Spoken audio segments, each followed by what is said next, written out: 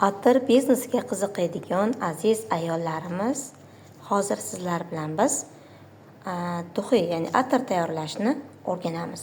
Ya'ni biz uchun kerak bo'ladi Angliyani mashhur Spill Aromas parfyum moyi. Ya'ni bu qaysi atir moyi? Bu Imagination, ya'ni Instagramda mashhur bo'lgan erkaklar uchun maxsus Imagination nomi bilan mashhur bo'lgan parfyum moyi. Va parfyum Nevada, ya'ni buni stokiyligini oshirib beradigan parfyum Nevada. Bu esa qayta to'ldiriladigan atir uchun idish.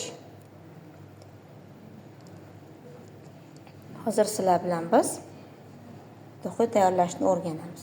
Agar siz stoykiligi juda ham yaxshi bo'lishini, ya'ni ko'nglingizdagi chiqishini xohlasangiz,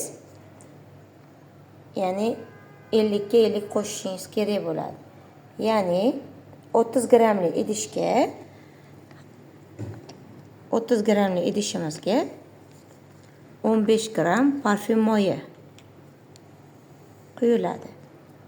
Ya'ni idishni yarmigacha parfyum moyi quyiladi. Mana ko'rib turganingizdek, idishga yarmiga mana quyib oldik. Endi buni stokiyligini oshirib berish uchun bunga biz parfyum moyidan quyamiz. Demak, 30 grammli idishimizga 15 gram parfyum moyi va 15 gram parfyum Nevadadan qo'shamiz.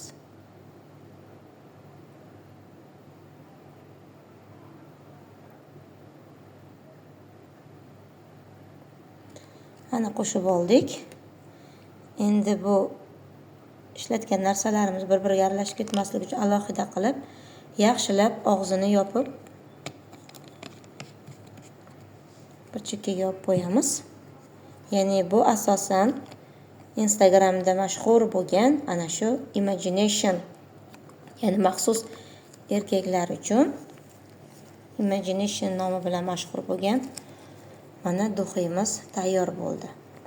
Ko'pchilik aytadiki, qorong'ida 15 kun, 1 oy saqlasa stokiyligi juda ham oshadi, yaxshi bo'ladi deydi. Stokiyligini oshirish uchun tayyor bo'lgan duxilarni, ya'ni atirlarni xolodilnikda uzog'i 3 kun yoki 4 kun saqlasangiz, ana shu 1 oy qorong'ida saqlagan effektini beradi.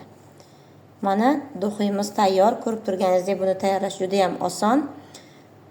Ko'ngildagidek chiqishi uchun albatta parfyum Nevada bilan parfyum moyini 50 ga 50 qo'shish kerak bo'ladi. O'shanda o'zingiz xohlagandek stoki atir bo'ladi.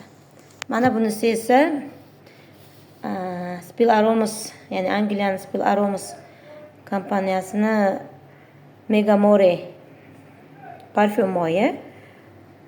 Bu ham Instagramda juda ham mashhur bo'lgan. Bu asosan ayollar uchun, ham erkaklar uchun bemalol ishlatsa bo'ladi. Ya'ni buni ham ayollar, ham erkaklar ham ishlatsa bo'ladigan parfyum moyi hisoblanadi.